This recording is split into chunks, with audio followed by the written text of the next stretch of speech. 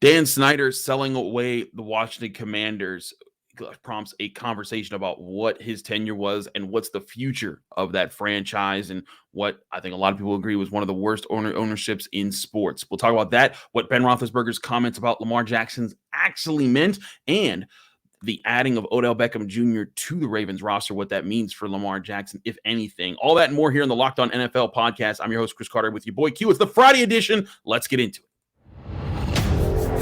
You are Locked On NFL, your daily NFL podcast. Part of the Locked On Podcast Network, your team every day.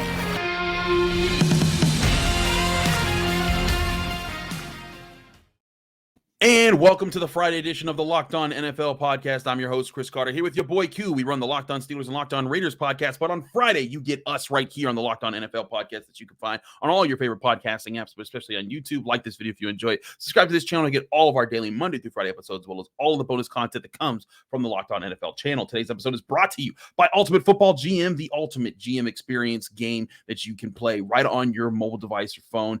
This game is definitely for you if you ever wanted to be an NFL GM. Download the game by visiting ultimate-gm.com or just look it up in all the app stores. Our listeners get a 100% free boost to their franchise when using promo code LOCKEDON. That's LOCKEDON, locked on, all capital letters, all one word, when you go into the game store. Q, it's Friday, man, but I always rejoice on Friday. I'm having a good time. It means the end of the week. I get to take a day off from doing shows and stuff. But man, people in Washington, D.C. have to be celebrating like the Death Star just exploded because Dan Snyder is gone. There has been complaints about this man for decades. Now the Josh Harris group has brought up things. What is your perspective on what this is going to do for the Washington Commanders and what they have to do to kind of reset the franchise and make them relevant again?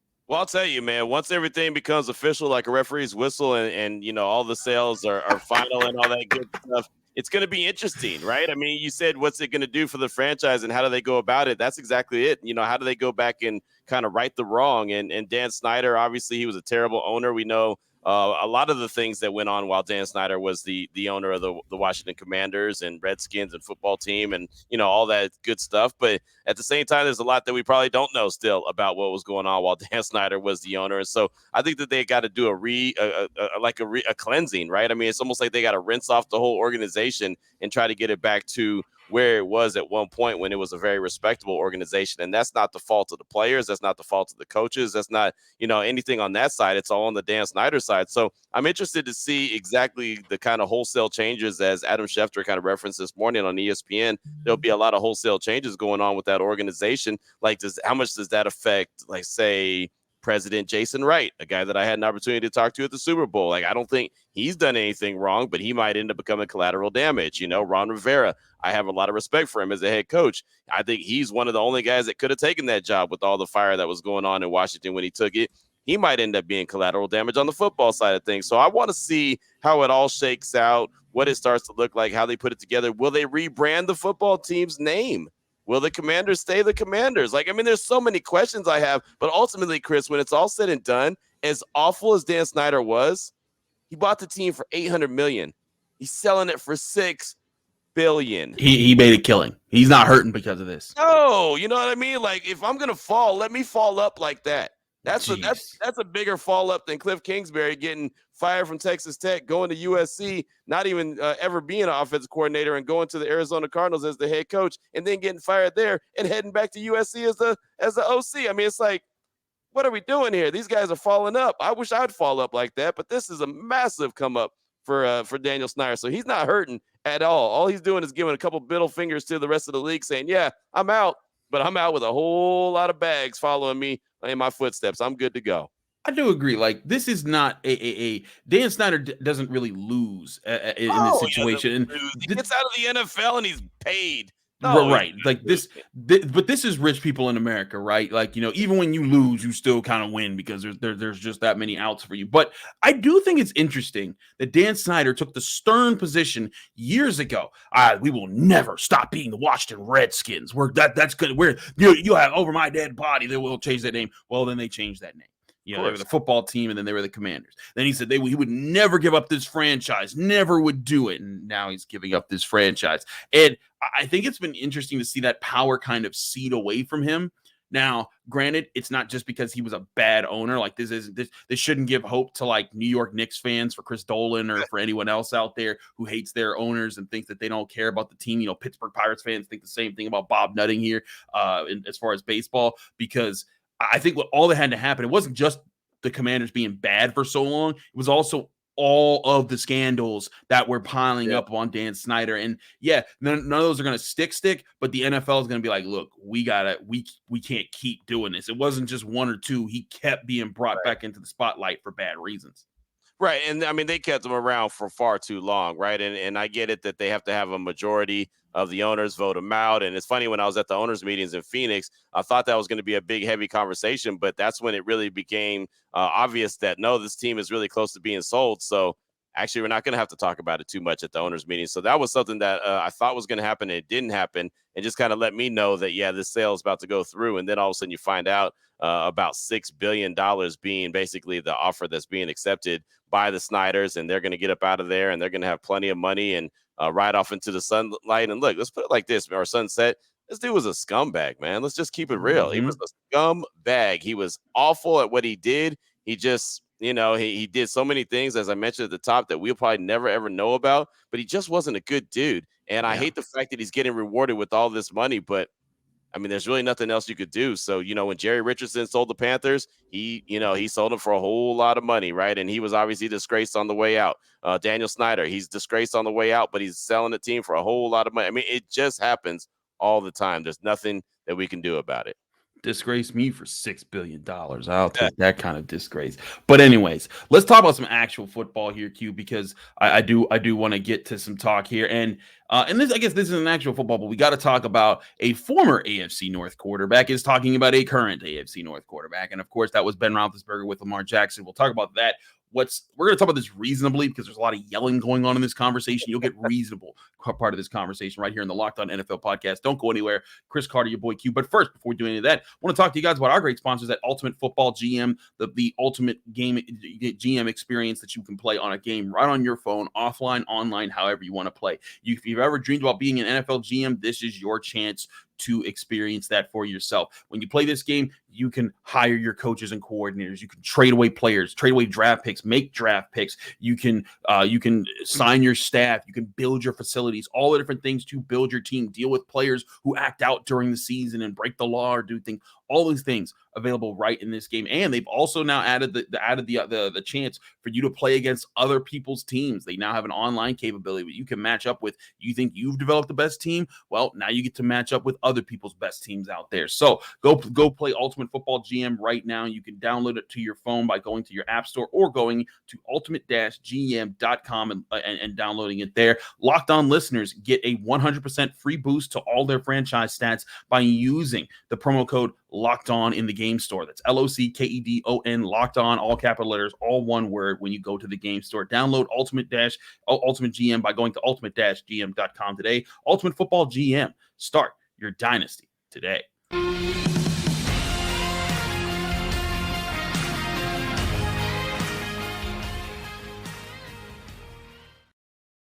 Back here on the Locked On NFL podcast, I'm Chris Carter. He's your boy Q. Like I said, we're going to do this sensibly. We're not just going to be saying wild things. There's no such thing as sensibly.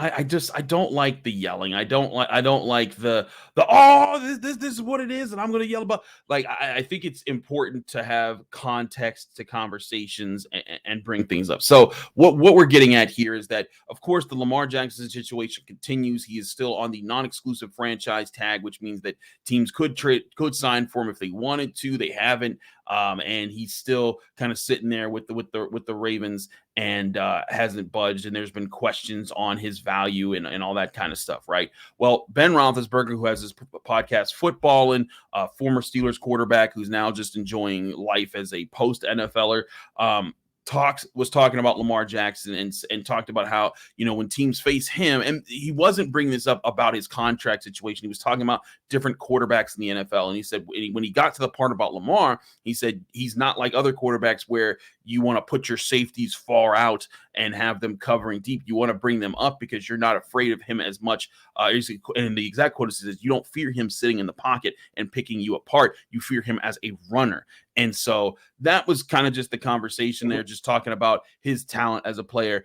But then, of course, came the reaction to Ben Roethlisberger saying that. It starts with RG3 coming out and saying teams fear Lamar as a runner more than a passer, but don't use that to tear him down. For example, Lamar's career passer rating and QBR in the pocket is better than Big Ben. Then Joy Taylor over at Fox Sports, she had a similar point. She was like, let's pull up the numbers. And she's like, Lamar Jackson's career passing rating in the pocket is better than Ben Roethlisberger's and better than other quarterbacks who are highly respected. And all of this then became, is he better than Ben Roethlisberger? And then Steelers fans are going nuts. And I had to deal with that. I kind of just, cute. It was an annoying day of doing my show just to have to address this nonsense. First of all, Ben Roethlisberger can think whatever he wants. And I don't think that anything he said was out of bounds. I just feel like, I agree that Lamar Jackson is a better quarterback than some people think he is, but people need to just chill out when it comes. Let me ask you this question, man. In this kind of conversation that people were having and people getting all up in arms by what he said, when you think of Lamar Jackson, what do you think of? Just when I say Lamar Jackson, what do you think of? Think of talented quarterback.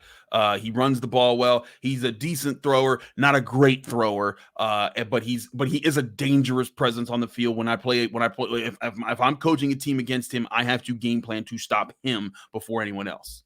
Exactly right. This is the thing about it, man. When I think of Lamar Jackson, I think, like you said, a very talented dude, a former league MVP. Even going back to college at Louisville, he was a fantastic player. But everyone fears his off-scriptness, right? Yes. The ability to be off-script. That's all Big Ben is saying. But, of course, in this day and age, if you don't exactly say every single word or you don't specify, because someone's going to either get offended, someone's going to feel like you're slighting someone. It's like you're not always pointing something out to be a slight or a jab at somebody. You're just pointing out the facts. When the Raiders played Baltimore a couple seasons ago on Monday Night Football to start the year off, my keys to the game were make Lamar stay in the pocket. That didn't mean that Lamar can't pick you apart from the pocket. He can, but on 3rd and 9, when you have everybody covered, all of a sudden Lamar can get out and do some wiggle and go for a touchdown, right? He's a home run hitter. Right. He's dynamic.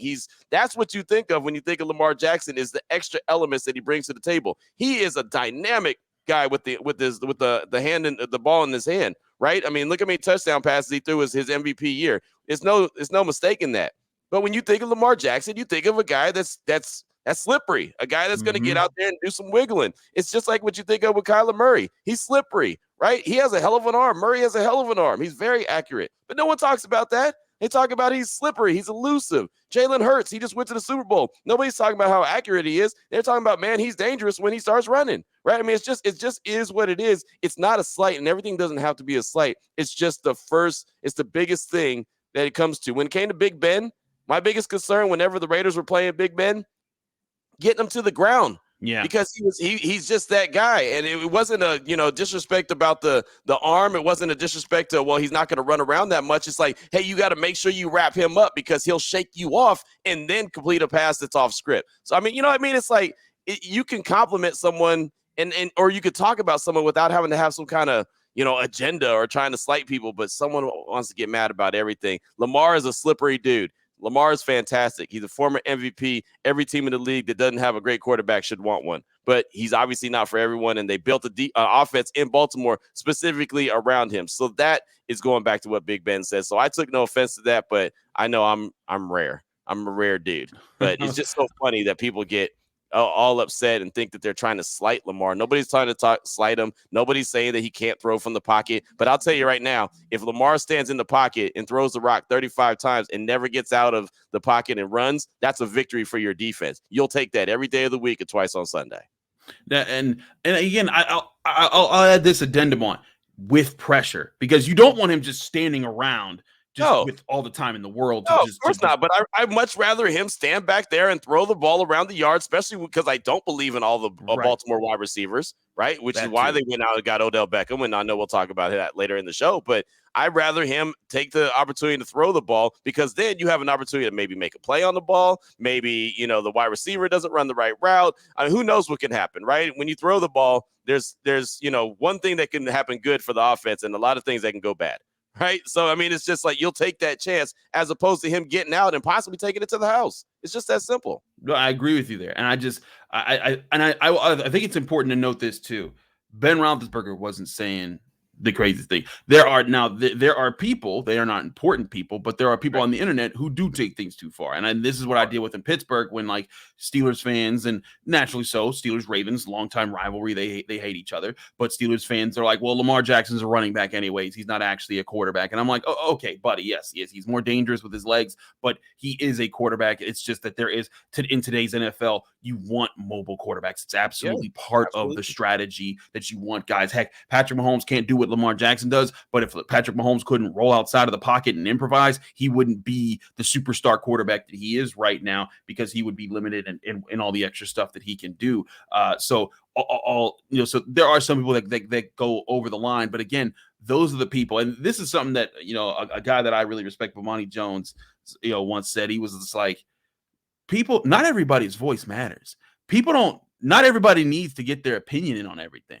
This can just like we don't need to hear this. So like I think part of the problem is that there's these loud fan voices that are out there, and that when they say these things and some people react to them, realize that they do not, their opinions, and like our opinions don't weigh in on things. We're not the coaches, we're not the GMs, we're not players, we're not scheming against these guys. We're just bringing this conversation to this platform but especially someone with like 20 followers on Twitter and you're seeing them say these things, go out. You think that man isn't that good at football? Oh, you know what? You have your right to think that. But I'm right with you. This statement by Ben Roethlisberger was not malicious. It was not, it didn't come from a place of attacking Lamar, and it wasn't inaccurate. It was just stating what it was about that situation. Lamar's a weapon. He is the ultimate weapon. He can do it with his arm. He can do it with his legs. He can do this, that, and the other. He is the ultimate weapon. That's it. And that's the highest compliment you can give him. I mean, he is a dude, and that's why I think it's ridiculous that he hasn't got paid already. I thought Baltimore should have got this done a whole long time ago because, man, Lamar is a special, special dude. Bottom line. There's a lot that people can say about Big Ben that they might not like or criticize, but what he said about Lamar and his legs ain't it. Absolutely. Q, we got to talk a little bit more about the Ravens, because they signed Odell Beckham Jr. and I want to get our thoughts out there on what does this mean for Lamar Jackson? Is he coming back? Does Odell Beckham Jr. know something in him signing? We'll talk about that with you guys right here on the Locked On NFL podcast. It's the Friday edition with Chris Carter and your boy Q. Stick with us.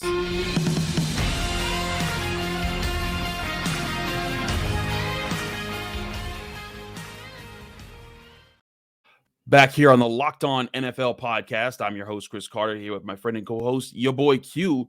Odell Beckham Jr. signed a really big deal. 1 year, $18 million is the most that he can make on this deal. That's a lot of money for a wide receiver who hasn't played since 2 Super Bowls ago.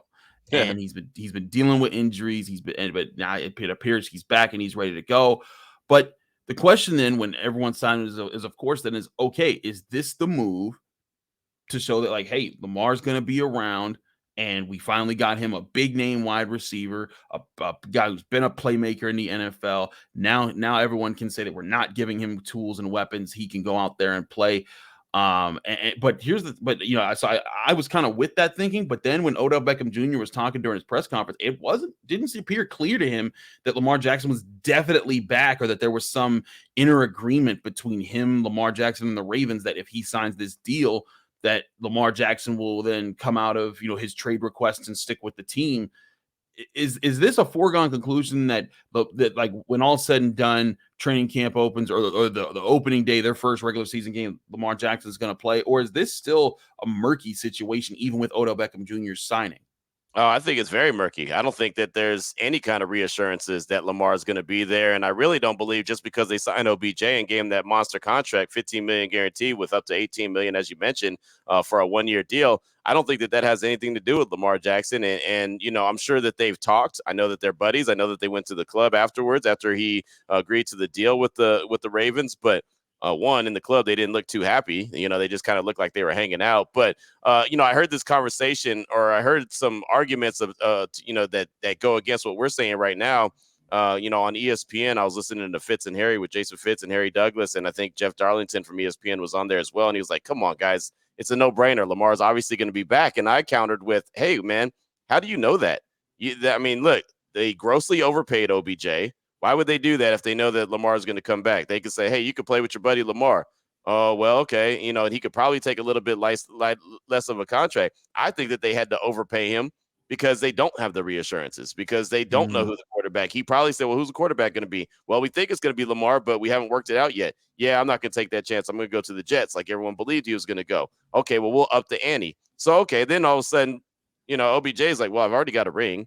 I'm already, a really good wide receiver. Why don't I go for the money? We all know that he's been talking about money for a long time. So I think that the Ravens just money whipped him and are trying to put together a roster because, look, at the end of the day, if Lamar is there or not, they got to go out there and compete on Sundays and Thursdays and whatever, Monday Night Football, whatever the case may be. They're going to have to go out there and compete. So they're trying to build a team, if that's for Tyler Huntley, if that's for a quarterback that they draft in a couple weeks, or if that's for Lamar Jackson. That's what they got to do. So they put a really good weapon out there in OBJ, probably the best wide receiver that's been in Baltimore in a very long time. So there you go. Now he's there. They also could be taking the approach, well, okay, Lamar, you don't want to be here. We'll take our new offensive coordinator that comes from Georgia, and we're gonna build this team, and we're gonna build it differently. So it's not gonna look like the same kind of Lamar Jackson-led offense, and we're gonna operate that way. And maybe they'll trade him after the draft. I mean, there's so many elements that are up in the air and so many different scenarios that you could roll out there. And I'm not saying any of these are correct, but I think it lets you know that nothing is foregone conclusion that Lamar is going to be back. There's a lot on the table that we still have to figure out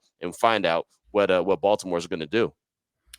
$32.4 million is the amount of money that he is set to make if he reports and plays under the non-exclusive franchise tag with right. It's like, oh no, Lamar Jackson's making $32 million this year if he shows up. But here's the thing though, too, is that with this signing of Odell Beckham Jr., the Ravens now have about $3 million in cap space. Now, from what I understand from their cap stuff, they could probably restructure some contracts, open up backup space, and have the space to sign their not their free agents, their draft picks, and move on from there. But let's say in this situation, Lamar Jackson just sits there and just no team's coming to calling, and Lamar Jackson pulls a Le'Veon Bell, and he's like, I'm just not playing.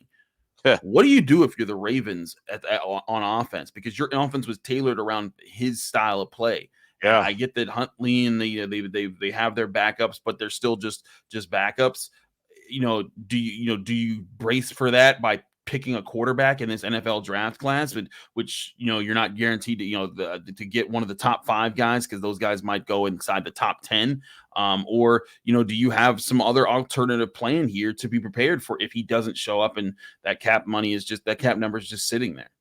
I think that you go and get somebody in the draft, and I think the Ravens will. I really do. I feel very confident that they'll come out of this draft with a quarterback. I'm looking at Hendon Hooker out of Tennessee as a possibility. Maybe they get him in the later round 1. And I know Baltimore doesn't have very many draft picks. I think they have like 5. So, I mean, they have to be very selective with what they do. I think either they go with a quarterback there, or they get one a little bit later in DTR, Dorian Thompson-Robinson from UCLA, who has very Lamar Jackson-like skills. So maybe that could be a role that, he plays and fills. I think they have to prepare for life without Lamar, because I think that's coming up anyway, regardless if he plays this year or not. It's a good point. I think that this relationship is broken, and there's only so many times that you can continue to, just say, okay, everything's good, unless they just money whip him with some huge contract that's just incredible he can't say no to. I think that worst case or best case scenario for Baltimore, he plays this year and then he's gone afterwards, right? It just seems like that this relationship is ruined. So I think that they're preparing for life without Lamar, and that's going to start in the NFL draft less than 2 weeks from now, when they select a guy either early or later. The Ravens learned that lesson with Joe Flacco. Joe Flacco had that magnificent run to win them their second Super Bowl, and then he got paid the biggest contract, and that contract hamstrung the Ravens for the next several years. In fact, until Lamar Jackson's rookie season, when he took over for Joe Flacco. Yep. And I see the Ravens GMs and front office and just being like, we're not going through that again. And we're not putting ourselves in this position, because you do have a team that you just traded for Roquan Smith. You still got Marlon Humphrey. You have really good players on this roster that can win that can help you win in different ways. Yeah, you might need to revamp a little bit, and your offense might stink, without Lamar Jackson, as you try to figure out a new path. You want a ring with Trent Dilfer. Dang. But that was again, unique time with a Yeah. defense that was No, they had uniquely built. the best defense, and I'm not saying that they can repeat that, but you know how Baltimore's MO is. You of all people Yeah. know. I mean, you Yeah. cover the Steelers, so you see them. They want to win with the defense. They're not trying to be the Kansas City Chiefs where they're lighting it up and putting 40 points up on the board. They're not trying to do that. They're trying to build it with the defense. They're trying to build it with the run game. They're trying to Baltimore Raven it up, right? Now, of course, a dynamic quarterback like Lamar is fantastic, but let's be honest about it. It's not like those offenses have just been the best offenses that we've ever seen, right? They're not the Patrick Mahomes-led offenses. They're very hit or miss. You know, they haven't had good wide receivers. Hell, Lamar Jackson's buddy asked for a trade in Hollywood Brown because he wanted to get out there, not because of Lamar Jackson, but the offense wasn't tailored to setting up a wide receiver for big numbers, and he wanted to go to an offense where he can make big plays and come up with some big numbers so he can get paid big money. I mean, guys, think about this, right? And so what are they going to do with their offense? I'm interested to see how they tailor this thing, but they're not a juggernaut on offense, right? I mean, I don't think there's any league team in the league that's like, man, I sure do fear that offense, even though they do fear Lamar Jackson and what he can do, you know, outside of the pocket, going back to what Big Ben said that we talked about in segment number 2, right? I mean, that's just the reality of it. They're just a different breed, and they're going to do things their way. They're similar to the Seattle Seahawks, in my opinion. They're not flashy. They're not going to wow you offensively. They're going to try to get it done defensively. They're going to try to pound the rock. They're going to try to control the clock. They're going to, you know, that's who they are. It works for some organizations and others not so much. But Baltimore's not, you know, they're not wowing you with their offensive prowess. And even with OBJ, that's not going to change any. He's one receiver that's no longer, in my opinion, even a number 1 wide receiver. He's a really good number 2. I'm right with you right now, man. I think that I also think for this reason they do need to go get another quarterback, and I also think that this could kind of hurt their position in the AFC North, where the Bengals are still the top dogs of the division. The Steelers are building with a young quarterback, and they're on the rise with their defense. And the Browns, who knows what the Deshaun Watson stuff will land with. But now the Ravens find themselves in a position where they're at a crossroads. I think it's going to be very vital for the future of that franchise to see how they react to this in the NFL draft. We'll keep you apprised of everything that goes on in the NFL when it comes to these situations. We have less than 2 weeks until the NFL draft begins on April 27th. You'll continue to get all of our thoughts here on the Locked On NFL podcast from Chris Carter and your boy Q. Thanks as always for joining the show. Q, let them know where they can find you, follow you, get more of your work. Everything's on Twitter, man. At your boy Q254. As long as Twitter's still around, right? At your boy Q254. You can find all my work, all Locked On Raiders, Locked On Bets, Locked On NFL. We got it all. Again, at your boy Q254. What about you, Chris? You are right. As long as Twitter's still around, who knows when that's going to happen. But you can find me on Twitter and Instagram at Carter Critiques. You can also find my show, just like you find Q's show and this show, Locked On Steelers for me, Locked On Raiders for him, Locked On NFL for both of us, on your favorite podcasting app or on YouTube. Like this video if you enjoyed it. Subscribe to this channel to get all of our daily episodes with all the hosts that come throughout the week, Monday through Friday. You can also read my work at the Pittsburgh Post-Gazette. If you have your eye on a Pitt draft pick, a player from the Pitt Panthers, whether it be defensive tackle Kalijah Kancey or running back Izzy Abanikanda, I have a lot of coverage on them there. We covered their pro day. You can get all my responses there and everything else on the Pitt Panthers from my coverage with the Pittsburgh Post-Gazette. Thanks again for tuning into the Locked On NFL podcast. We'll see you next week for the final weekend before the NFL draft. We'll see you then.